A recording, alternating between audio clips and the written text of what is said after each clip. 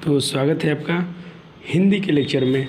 मैं आपके लिए क्या किया हूँ, जो जो आप लोग एग्ज़ाम दे के आए हैं उसका मैं सॉल्यूशन करके और आंसर, जिसको आंसर की आप लोग बोलते हैं, लेकिन मेरा जो आंसर की होगा वो थोड़ा सबसे हट के होगा, पूरा एक्सप्लेनेशन के साथ में होगा और उसका राइट आंसर कौन है और रॉन्ग आंसर कौन है और है तो है और क्यों सही है तो क्यों सही है, ठीक है ना। इस टाइप से बनाया गया है। वो आज मैं सोचा था डाल दूंगा, लेकिन मैं नहीं डाल रहा हूँ इसलिए क्योंकि कल आपका हिंदी का एग्जाम। मैं सोचता हूँ कि मैंने हिंदी तो आपका पूरा किताब करा दिया हूँ बुक, उसमें आपका एक दो साल अंतिम वाला कविता बच गया था, लेकिन जितना कविता करा दिया हूँ आपके लिए बहुत काफ़ी है। और कहानी तो आसान होता ही है, आपने कहानी उम्मीद करता हूँ कि आपने कहानी जरूर पढ़ा होगा। और एक आपका होता है वर्णिका, जिसमें मगम्मा वाला चैप्टर है, दही वाला मगम्मा, वो सब आसान आसान चैप्टर है, उसको आप पढ़ लिए होंगे, आपने क्लियर कर लिया होगा। थोड़ा सा ग्रामर में इस बार नहीं कराया था, ऑफलाइन क्लासेस में तो पूरा A to Z हुआ है। जो मैंने 12th वाले को पढ़ाया था वही 10वीं कक्षा वाले को और 9th वाले को साथ में पढ़ा दिया था। उनका जो ग्रामर से मुझे टेंशन नहीं था। ऑनलाइन में कुछ नहीं दिया हूँ, थोड़ा सा मैं चाहता हूँ थोड़ा सा कुछ झलक दिखा दिया जाए। और आप करना क्या है, आप टेंशन मत लीजिएगा। अपने क्वेश्चन बैंक में जितने क्वेश्चन पूछे गए हैं ग्रामर से, आप उतना ही कर लेंगे ना, आपका काम हो जाएगा एग्जाम के लिए। लेकिन कुछ नॉलेज के लिए आपको पढ़ना है तो उसमें थोड़ा आपको बहुत समय लगता है। आपको सिर्फ अगर संधि पढ़ेंगे तो संधि में कम से कम 2-3 दिन का लेक्चर होता है। लेकिन अभी आपको सिर्फ एग्जाम से नंबर से मतलब है, स्कोर अच्छा करना है। उसके लिए क्या कीजिएगा, क्वेश्चन बैंक 2011 से उठाकर 2021 तक जितने क्वेश्चन पूछे गए हैं ग्रामर सेक्शन से कर लीजिएगा, आपका काम हो जाएगा। चलिए शुरू करते हैं थोड़ा ग्रामर से। लिपि से क्वेश्चन देखते हैं, लिपि से भी क्वेश्चन पूछे जा रहे हैं, 12th में पूछे जाते हैं। बोला कि देखिए लिपि है क्या, जिस भाषा में हिंदी लिखी जाती है वो क्या है, उसे देवनागरी कहते हैं। यानी पूछेगा देवनागरी की लिपि क्या है, तो याद रखिएगा हिंदी भाषा की देवनागरी क्या है, ऐसी लिपि क्या है तो देवनागरी याद रखिए, ठीक है ना। और देखिए ध्यान से, इस लिपि में यानी देवनागरी लिपि में और कौन कौन सी भाषाएं आती हैं, संस्कृत, मराठी, नेपाली, हिंदी। इस सब हिंदी, नेपाली, मराठी, संस्कृत की लिपि क्या है, देवनागरी है। पूछ ले कि पंजाबी भाषा की लिपि क्या है, तो बताइए गुरुमुखी। उर्दू तथा कश्मीरी का क्या है, फारसी। उर्दू तथा फारसी की लिपि क्या है, तो फारसी। उर्दू तथा कश्मीरी की लिपि क्या है, फारसी। रोमन की लिपि क्या है, अंग्रेजी। याद रहेगा ना, या अंग्रेजी की लिपि क्या है, रोमन, ठीक। अब एक नोट में कुछ बात लिखा हूँ कि संसार के अधिकतर जितने लिपि हैं वो बाएं से दाएं लिखी जाती हैं। चाहे क्वेश्चन पूछ ले देवनागरी क्या कहाँ से कैसे लिखी जाती है, तो बाएं से दाएं। हम लोग ऐसे ही लिखते हैं ना, ऐसे बाएं से दाएं, हम लोग ऐसे लिखते जाते हैं, इधर से ऐसे लिखते हैं, बाएं से दाएं हैं। लेकिन फारसी और उर्दू आपने देखा होगा ऐसे लिखा जाता है, रिवर्स, उल्टा। तो याद रखिएगा दाएँ से बाएँ कौन सी लिखी जाती है, तो फारसी। चीनी भाषा कैसे लिखी जाती है, ऊपर से नीचे। चीनी भाषा कैसे लिखी जाती है, ऊपर से नीचे। ये मैंने एडवांस लेवल का किया हूँ, ये पर 12th लेवल तक ले से क्वेश्चन पूछा जाता है। आपको 10th में इतना मतलब टॉप नहीं पूछा जाएगा, फिर भी आपको थोड़ी जानकारी होना चाहिए। और ये मेरे पास हिंदी का व्याकरण है, मैंने इसी से बच्चों को पढ़ाया था और उम्मीद करता हूँ कि आपने भी पढ़ा होगा। थोड़ा सा मैं क्वेश्चन दिखा दूँ कि आपसे पूछा जाता है घोष वर्ण और अघोष वर्ण से भी क्वेश्चन मैंने देखा था कि मॉडल सेट्स में है। पहले आप क का होता है ना, क ख ग घ अंग, कितने स्टेप होते हैं, 1 2 3 4 5। तो उस 5 में जो तीसरा अक्षर आपका कलम होता है, जैसे ग, चौथा में होता है घ अंग, तो तीसरा चौथा पांचवा जो होता है उसे घोष वर्ण या संघोष वर्ण कहते हैं। याद रहेगा। अब चलिए य र ल व, ये क्या है, अंतस्थ व्यंजन है, और ह क्या है, उष्म व्यंजन है, ठीक है ना। ये सब घोष वर्ण में आते हैं, ये सब य र ल व और ह, साथ में ये सब। और कौन कौन, अ आ हर्षई दीर्घई, हर्षऊ दीर्घऊ, री ए ओ औ। इन जो जितने मात्राएं आपने यहाँ पर संख्या थी सब देखा, ये सब आते हैं, जितने भी वर्ण नहीं है ये सब आते हैं घोष वर्ण या संघोष वर्ण के अंतर्गत। अब अघोष वर्ण में कौन कौन आता है, तो इसमें से तीसरा चौथा पांचवा का तो अपने घोष में रखा है, तो पहला और दूसरा खम्भा बच गया। यानी पहला में क्या आता है, क, दूसरा में ख, जैसे छठा में च छ, ठठा में ट ठ। तो ये सब पहला और दूसरा स्तंभ जो होते हैं अघोष वर्ण होते हैं। इसके अलावा कौन कौन, तालाब स, मूर्धन स और दंत स, याद रहेगा ना, ये अघोष वर्ण में आते हैं। अब मैं बात कर दूं आपसे, क्वेश्चन पूछा जाता है यहाँ से आपको, ये ऐसा टाइप से क्वेश्चन इस पर 12th में पूछा गया था। य र ल व कहाँ आते हैं, किस व्यंजन में आते हैं, तो याद रखिएगा अंतस्थ व्यंजन में आते हैं। इनकी संख्या 4 होती है। तालाब स, मूर्धन स, दंत स और ह, ये क्या है, उष्म व्यंजन है और इनकी संख्या भी 4। छ, त्र, ज्ञ और स्र, ये संयुक्त व्यंजन है, इनकी भी संख्या 4। और ये र और ढ, ये क्या है, तो ये दीर्घुण व्यंजन है। ये हिंदी के अपने वर्ण हैं जिनका नाम है दीर्घुण व्यंजन, ठीक है ना। और मैं आपको दिखा दूं, और ये सजाती विजाती से क्वेश्चन आपसे नहीं पूछा जाएगा, लेकिन यहाँ से क्वेश्चन बन जाते हैं। थोड़ा सा मैं यहाँ एक एरर है, मैं इसको ठीक कर दूँ। याद रखेंगे आप, ये बनावट की दृष्टि से होते हैं 4। कितने होते हैं? 4। ठीक है। अर्थ की दृष्टि से सब कितने भेद? 2। रचना के आधार पर कितने? 4। उत्पत्ति के आधार पर 5। और ये क्या बोलते हैं अपना, नहीं सॉरी ये 3 सही था। बनावट की दृष्टि से 3 और उत्पत्ति के आधार पर 4 है। कितने हैं? 4 है। और रूपांतरण के आधार पर 2। याद रहेगा, ये नहीं है। तो अर्थ की दृष्टि से शब्द के 2 भेद, बनावट की दृष्टि से 3 और उत्पत्ति के आधार पर कितने? ये आपका हो गया 4 और रूपांतरण के आधार पर ये हो गया। ठीक है ना, रूपांतरण के आधार पर 2। और जो ये होते हैं 4 जो भेद होते हैं, कौन कौन होते हैं? एक होता है आपका तत्सम। यहाँ से क्वेश्चन तत्सम तो बहुत सबसे क्वेश्चन आएगा एग्जाम में, ऑब्जेक्टिव में। तत्सम ये और 12th लेवल तक काम करेगा। आप एक बार जो ये मैंने जो नोट्स बनाया है तो इसका खैसियत क्या था, इसका मैंने हेडिंग डाला था कि अप टू 12th लेवल, यानी ये कक्षा 12वीं तक के बच्चों के लिए है। अगर आप इसको, मैंने तो 9th वालों को भी पढ़ा दिया है, 8 वालों को भी यही पढ़ाया हूँ। आप एक बार पढ़ लीजिए व्याकरण। अगर थोड़ा सा गलती किए हो, कुछ जो बच्चे पढ़े उनके लिए बहुत बहुत शुक्रिया, और पढ़ना भी चाहिए था आपको। एक बार ज्ञान देखिए, व्याकरण ऐसा चीज़ है ना, एक बार और छोटी क्लासों में पढ़ लेते हैं, 7वीं 8वीं 9वीं 10वीं में, तो आपको ज़िंदगी भर मतलब 12th लेवल आपको पढ़ने की जरूरत नहीं पड़ता है, खाली सिर्फ रिविजन कर लेंगे, काम हो जाएगा। तो ये बहुत सारे यहाँ सब देखिए, रचना के आधार पर जो शब्द के भेद होते हैं, कौन कौन? रूढ़ शब्द, यौगिक शब्द और योग रूढ़ शब्द। रूढ़ शब्द में क्या होता है? वैसे शब्द जिनके खंड करने पर कोई अर्थ ना निकले। जैसे आपके शब्द के पास कोई मैं शब्द दूँ राज, पूछूं कि राज कौन सा शब्द है, तो बोलिएगा रूढ़ शब्द है। क्यों? क्योंकि राज को आप तोड़ेंगे तो रा आ प्लस ज, रा आ प्लस ज, तो रा का भी कोई मतलब नहीं आता है और ज का भी कोई अर्थ नहीं होता, इसीलिए रूढ़ शब्द है। यौगिक शब्द का मतलब क्या होता है? वैसे शब्द जिसके मिलने से जो और टुकड़े करने पर उसका कोई निश्चित अर्थ निकले।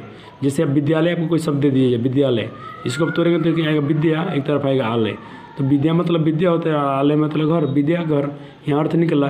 लेकिन योग रूढ़ में क्या होता है? उसका अपना अर्थ ना होकर दूसरा अर्थ निकलता है। जैसे मैं बोल दूँ पंकज, तो पंकज मतलब क्या होता है? कमल होता है, या कीचड़ में कीचड़ का कमल, कलंक, और देखिए कलंक, नगर, ये पथ आदि क्या है? सब ये योग रूढ़ शब्द हैं। इनका नाम है कुछ और अर्थ निकलता है कुछ और। लेकिन देखिए तत्सम तद्भव देशज विदेशज से क्वेश्चन आपसे एग्जाम में रहेंगे, थोड़ा ध्यान दीजिएगा। तत्सम का ट्रिक क्या होता है? संस्कृत वाले शब्द को तत्सम कहते हैं। सम मतलब संस्कृत, सम से संस्कृत, सम से संस्कृत, भव, यानी संस्कृत से भव मतलब होना होता है। संस्कृत से जो हिंदी हो गया है उसे तद्भव।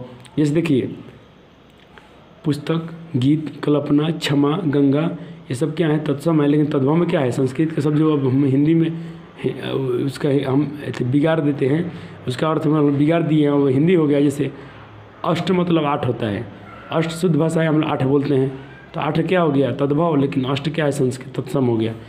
दूध, धरती, ओठ आदि, ये सब क्या ओष्ठ होता है ना शुद्ध में, तो संस्कृत का जो बिगड़ा हुआ रूप है वो तद्भव है।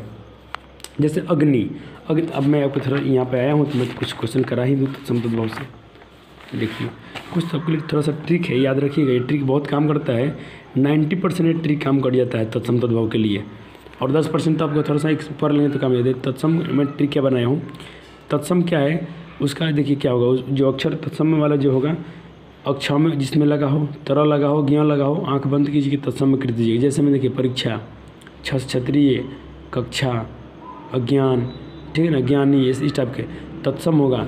तत्सम में कौन कौन होगा? देखिए आपको क्या बोला हूँ, ये री, ये र का जो मात्रा होता है ना, ये री की मात्रा जो होता है, री की मात्रा, ये र, ये लोग भी तत्सम में आते हैं। जैसे में देखिए कृषि, क्रम, कर्म, अधिकांश, ये सब क्या तत्सम में आते हैं। कुछ छोड़कर, यानी कुछ अपवाद है, बाकी तो अपवाद तो हर जगह है, एक्सपेंशन तो हर जगह पाया जाता है। चाहे आप साइंस में पढ़ेंगे धातु है तो वहाँ भी धातु होते हुए भी मरकड़ी क्या है, कठोर नहीं होता है, द्रव के रूप में पाया जाता है। लेकिन वैसे भी अपवाद हर जगह हैं। और ट्रिक क्या है? अनुनासिक, यानी जो ऊपर अनुस्वार लगता है ना, जहाँ भी अनुस्वार देखिएगा बोल दीजिएगा तत्सम। या विसर्ग देखिएगा तो जैसे में देखिए होलिका विसर्ग है, नृत्य, स्कंद, कूप, उषा, गैर, सत्य, ये सब क्या है? तत्सम है। फाल्गुन, फागुन भी है, लेकिन फगुआ जो है वो हमारा हिंदी वर्ड है। ये सब आपने देखा जो तत्सम था। तद्भव में देखिए क्या, तद्भव का ट्रिक थोड़ा सा ये है कि ये वाला र दिख जाए या ये वाला ढ दिखे या अनुस्वार दिखे, संभवतः ये सब आपका तत्सम तद्भव में आ जाएगा। जैसे सड़क, पढ़ना, भंवड़ा, भीख, बाँट, कन्हैया, होली, चैत, छकवा। अग्नि इधर होगा तो संस्कृत, लेकिन आग हो जाएगा हिंदी, तो आग हो गया तो तद्भव, अग्नि होगा तो संस्कृत। कुत्ता हो गया तो कुत्ता हिंदी है, और कुकुर होगा तो ये आपका संस्कृत हो गया। संस्कृत वाले सब तत्सम और ये तद्भव। ओके, ये तो मैं एक वीडियो मैंने बहुत पहले डाला था समास से, आपका क्वेश्चन छूटेगा नहीं यहाँ से। थोड़ा एक बार और ट्रिक देख लीजिए। यथा प्रतिव्यय भर से शुरू होने वाले अव्ययी भाव समास होंगे। किसी को तोड़िएगा, कारक का चिन्ह आएगा तो पुरुष बोल दीजिएगा। कर्मधारय समास में क्या कीजिएगा, जिसे कोई स्पेशल अर्थ, जो अर्थ विशेष हो, स्पेशल हो या किसी उपमा दी गई हो। दीर्घ समास में संख्या होगा आंख बंद करके। द्वंद्व में क्या कीजिएगा, जैसे कि और का निशानी आएगा या माइनस होगा, जैसे राजा और रानी, भाई और बहन, और का भावना आएगा। बहुव्रीहि में क्या होगा, विशेष व्यक्ति है, यानी VIP बोलिएगा, वेरी इंपॉर्टेंट। अब देख लीजिए, मैंने आपके लिए कुछ यहाँ पे एग्जाम्पल दिया हूँ। ये सब क्या है, अव्ययी भाव समास वाले हैं। कामचोर, सेनापति, कन्यादान यानी कन्या का दान, सेनाध्यक्ष, सेना का अध्यक्ष, राजपुत्र, राजा का पुत्र, बैलगाड़ी यानी बैल की गाड़ी, पर्णकुटीर, पर्ण की कुटिया, ये सब क्या है, ये आप क्या है, तत्पुरुष समास है। चंद्रमुख, चरण कमल, नीलकमल, नवयुवक, महापुरुष, मुखचंद्र, जैसे ये सब क्या है, कर्मधारय समास है। और इनका मैं डिटेल्स इधर लिख दिया हूँ। यही आपके एग्जाम में यही सब रहेंगे, देख लेना। जो एग्जाम्पल यहाँ पे कर दिया हूँ, और ये बहुत है, पूरा क्वेश्चन बैंक मैं इकट्ठा कर दिया हूँ यहाँ पे। देखिए 2009 से लेकर 20 तक क्वेश्चन बैंक है इसमें। देख लीजिए बहुव्रीहि समास में कौन कौन है, इसको एक तरह एक बार पढ़ लीजिए। अब अव्ययी भाव समास में देख लीजिए, इसका तो ट्रिक है, प्रतिव्यय भर से चालू हो जाएगा। तो मैं जल्दी बना रहा हूँ वीडियो, कि आपको कल एग्जाम भी जाना है, तो थोड़ा देख लेंगे तो काम हो जाएगा। चलिए, यहाँ कुछ अक्षर नहीं पढ़ रहे, मुख दर्शन लिखा गया है, राजपुत्र लिखा गया है, ये सब क्या है, तत्पुरुष हैं। कर्मधारय का देख लीजिए, कमल नयन, सज्जन, लौह पुरुष, परमेश्वर, धन से घनश्याम, ये क्या है, शंख सागर, शंख सागर, काली मिर्च, लाल मिर्च, गंगा जल, परमात्मा, चंद्रमुख, मुखचंद्र, ये सब क्या है, कर्मधारय। दीर्घ में तो संख्या आएगा, पंचवटी, सतसई, सत मतलब सय होता है, अष्टयामी, पंचचंद्र, नवनिधि, नौ, चौराहा। लेकिन एक अपवाद है, दशानन पूछे या चतुर्भुज पूछे, इसको आप इसमें नहीं रखेंगे। ये दशानन और चतुर्भुज इसमें आ जाते हैं, दशानन चतुर्भुज बहुव्रीहि में। दशानन इसमें नहीं लिखा हूँ, याद रखेंगे आप, दशानन भी इसी में आता है बहुव्रीहि समास में। और इसका द्वंद्व में तो संख्या मिल गई आपको। द्वंद्व में तो भाई माइनस का चिन्ह देखिएगा, कर दीजिएगा।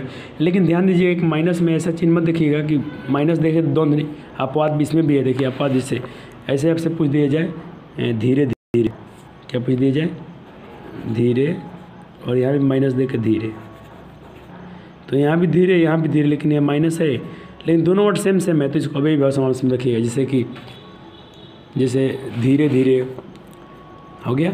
और आपको मैं दे दिया जैसे कि, और मैं एक बात कर दूँ, कुछ एग्जाम्पल धीरे से दिया जाए, धीरे धीरे, साथ में, साथ साथ, क्या हो, साथ साथ, धीरे धीरे। एक ही वर्ड दो बार लिखा हो माइनस का चिन्ह, तो भी आप छोड़ दीजिएगा, वो आराम से बन दे आएंगे। ये समास के आपके 6 भेद होते हैं, सबका डिफिनीसन यहाँ पे है। इतना आपको नहीं जाना डीपली में, उतने क्वेश्चन आपसे नहीं पूछे, पहले पूछे जाते थे, अभी ऐसा कुछ नहीं है। चलिए, अब चलिए उच्चारण स्थान से क्वेश्चन रहेंगे, आंख बंद करके। इसमें उच्चारण स्थान में एक भी क्वेश्चन आपको नहीं छूटेगा। देखिए, क से लेके अंग तक, क से लेके अंग तक याद रखिएगा, कंठ होगा, ठीक।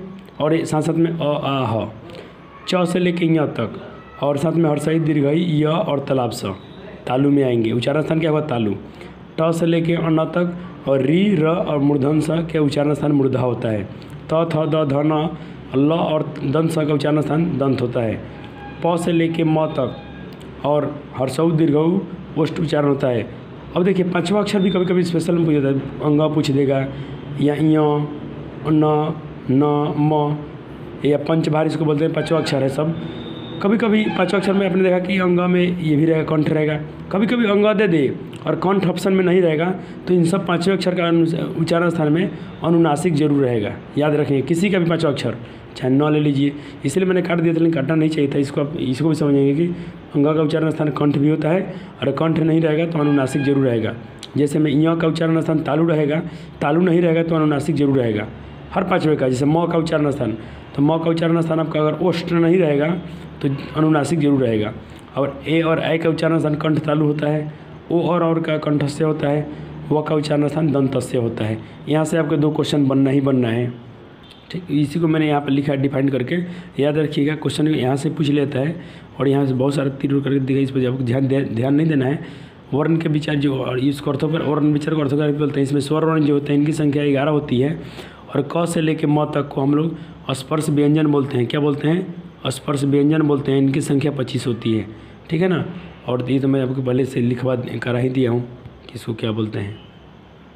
संधि से क्वेश्चन आएंगे। समास मैंने करा दिया, संधि से देखिए, संधि, स्वर संधि, व्यंजन संधि और विसर्ग संधि, ठीक है ना। यहाँ से मैं आपको इम्पोर्टेंट दिखाता हूँ, इसको आप देख लीजिएगा। हाँ, जैसे ये देवेंद्र आपका है, भानुदय है, महेश है, ये क्वेश्चन इंपॉर्टेंट है आपके लिए, ठीक है ना। और जो मैं बताऊँगा उस पर थोड़ा ध्यान दीजिएगा। इसमें ऐसे वैसे इम्पोर्टेंट लिखा ही गया है, लेकिन आपको ज़्यादातर मिलेगा ये। और ऊपर से दिखा दूँ आपको। चलिए, रजनीश का भी संधि विच्छेद अच्छा है, पूछता है। सुक्ति का भी संधि विच्छेद पूछ लेता है, सूज और उक्ति सुक्ति। और ये आपका भुर्जेट, चलो सही है। और इसमें से आपको बता दूँ, ये गंगा जोर उर्मी गंगोर्मी होता है। और नरेश का ठीक है, नर जोरी से नरेश, गण जोरी से गणेश, महाजोरी से महेश, महाजोरींद्र महेंद्र, रामाजोरी से रमेश, ये इंपॉर्टेंट है सब। ये वाला भी इंपॉर्टेंट है, रजर्षि, महर्षि, सप्तर्षि, ये सब इंपॉर्टेंट है। वृद्धि संधि में आइए, यहाँ से तो क्वेश्चन नहीं पूछेगा। हाँ, इसे ये वाला पूछता है, एक जोड़ एक एकाएक, अ प्लस ए क्या बनता है ये, इसको भी लिखिएगा। मैं जो बॉक्स में भरा हूँ, अ प्लस री और हो जाता है, अ प्लस ई आय हो जाता है, अ प्लस दीर्घई आ प्लस दीर्घई आय होता है, आ प्लस हर्षई ए होता है। यहाँ से भी क्वेश्चन होते हैं, तो इसको भी थोड़ा सा नज़र देख लेंगे।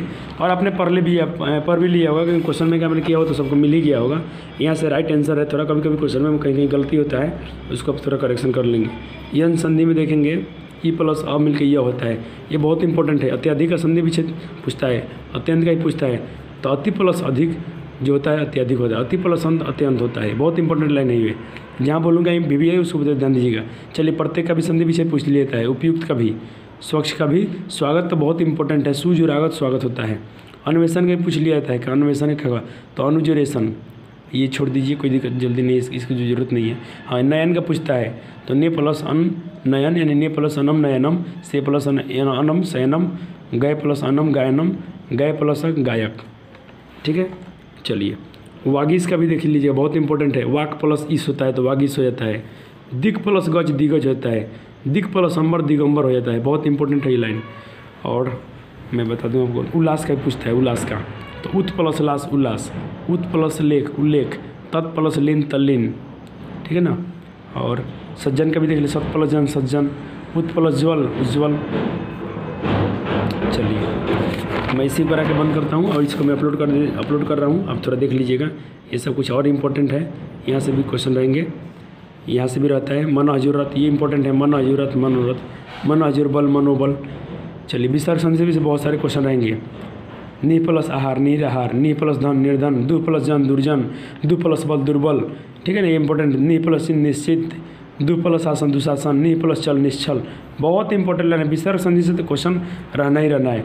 नम हजोरते नमस्ते, नम निजोरता स्थान निशान, निजो तेज निस्तेज, हो गया। चलिए, और इसको भी देख लीजिए। और चलिए, यहाँ भी आपने देख ही लिया है। बहुत ऐसे हैं संधि, इसको मैं पढ़ने में कम से कम 4-5 दिन लगा था, लेकिन आपको थोड़ा इंपॉर्टेंट खाली क्वेश्चन दिखाता हूँ। नी प्लस मल निर्मल, नी प्लस रव नीरव, बस ये सभी क्वेश्चन रहेंगे। पौ प्लस पाव का भी पूछता है, पवित्र का भी संधि पूछता है, तो पो प्लस इत्र पवित्र, ठीक है। इतना ही देख लीजिए, काम हो गया। तो चलिए, थैंक यू। मैं आपको कल क्या है आपका संस्कृत है, संस्कृत के लिए भी कुछ आपके लिए बहुत बेहतरीन दूंगा, जिससे आपका कुछ काम बन जाएगा। वैसे अपने संस्कृत और हिंदी का वीडियो जरूर देख लीजिएगा, जो बुक सेक्शन का है। संस्कृत में आपको अच्छा स्कोर करना है, ठीक है, ठीक है। थैंक यू, धन्यवाद। चलिए, मैं आपके लिए परसों आपको अपलोड कर दूंगा मैथ वाला, जो आपका क्या बोलता हूँ आंसर की, उसको अपलोड कर दूंगा कि किसका आंसर राइट है और किसका, सब विषय का आंसर की मैं डालने वाला हूँ। और मेरा जो आंसर की होगा वो एक्सप्लेनेशन के साथ में होगा, सिर्फ उसका टिक नहीं बताया जाएगा कि इसका ABCD, ऐसा नहीं होगा। थैंक यू, धन्यवाद। आप जम के थोड़ा सा पढ़ लीजिए, मस्त हो गए, फिर सो जाइएगा, टेंशन नहीं लेना है। 9-10 बजे तक पढ़ के सो जाइए क्वेश्चन बैंक, फिर सुबह उठ के थोड़ा सा देख लीजिएगा और बस एग्जाम देने जाइए, आपका एग्जाम अच्छा जाएगा। चलिए, बहुत बहुत शुक्रिया आपका वीडियो देखने के लिए। और वीडियो आपको पसंद आता होगा, मेरी मेहनत आपको पसंद आती होगी, थोड़ा सा मेरे चैनल को आप सब्सक्राइब और शेयर जरूर करेंगे, ठीक है ना। धन्यवाद।